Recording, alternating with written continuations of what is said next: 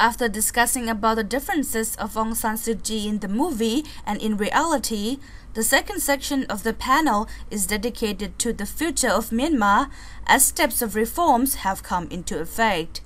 Following the visit of U.S. Secretary of State Hillary Clinton, which was the first visit by U.S. Secretary of State in 50 years, there have been a significant numbers of visits by high-ranking officials and investors around the globe to Myanmar. Moreover, the United States has just lifted partial restrictions imposed on Myanmar.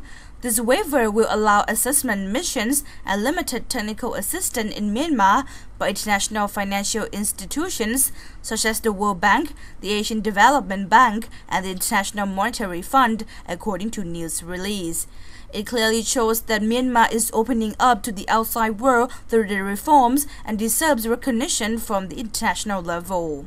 So it symbolizes something. It reflects the level of recognition which Burma haven't received this for quite a certain period of time.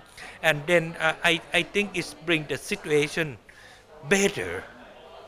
From an outsider's perspective, Myanmar may be on the rosy path to democracy as Aung San Suu Kyi's party, National League for Democracy, is allowed to contest in the by-election, which will be held on April the 1st.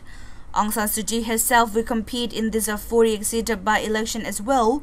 International community is looking forward to this upcoming by-election and calling on the election to be free, fair, and transparent. This election is extremely important because the world keep an eye on this election. It has got to be free and fair and transparency, which I think this is significant. I think and I do believe that the government do understand this, and I think they will do the best they could to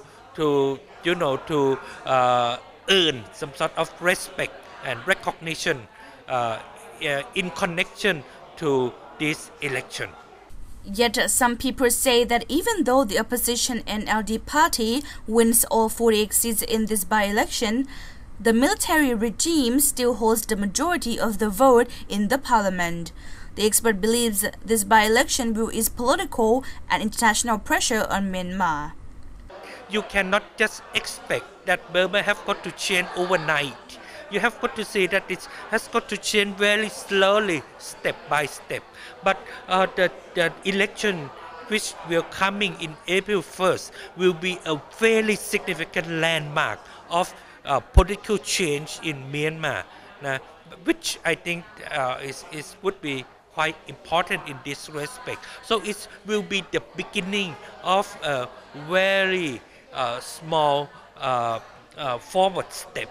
But with this step, I think that they might probably ready to jog and to run for the betterment of the country. On the international level, Myanmar's nominally civilian government seems to be doing well. However, the situation on the ground is somewhat different, especially on the signing of a ceasefire agreement with the ethnic minorities and the release of political prisoners. However, on the ground, it's still very early to say that the ceasefire pact or ceasefire agreement will actually take place. But we hope that it will really be no fighting and also stop fighting in this area. But we do know that the Burma military regime troops are still stationed in different ethnic areas. The troops didn't withdraw until today.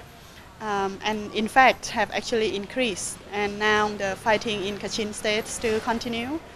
Over 60,000 people have fled as refugees and internally displaced persons, as well as in northern Shan state where the fighting still continue to take place. So if the Burmese military government really want real change, then the very first step is to also have real ceasefire, with all the groups. And also on the ground, there should be also stop of the human rights abuses on the ground. Chamtong added that Burmese people are still living in fear because troops are still present. There's no guarantee when the military regime troops will stop the abuses. Villagers have become refugees. They are uncertain about their security and are afraid to come back to their hometown. Moreover, the Association of Political Prisoners of Burma said over 1,000 and many more are still in detention, even though some prominent prisoners were released. If the regimes and the military government want to have real change, then this can also all the political prisoners should be released as well. Cham Thong emphasized that the real peace of Myanmar is upon the military regime. She also believes everyone will get benefits if there is a real change in Myanmar. I think this is up to the Burmese military regime.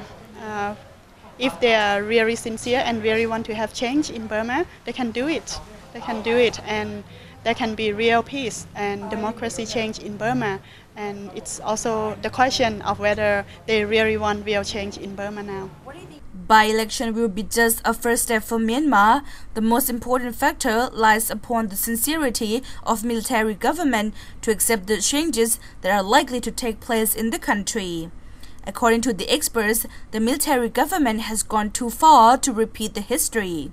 They have to find a balance between what they believe is national security and changes for the better future of the country, as more reforms are also being called by the international community, not only on government-to-government level, but on the ground as well. It is to show the country's readiness to ASEAN chairmanship in 2014 and the lifting of economic sanctions imposed by the European Union and the United States. If more reforms have come into effect in the near future, Myanmar will possibly become one of the most attractive destinations in Southeast Asian region. Onravee Tangmeesang reporting for ASEAN TV.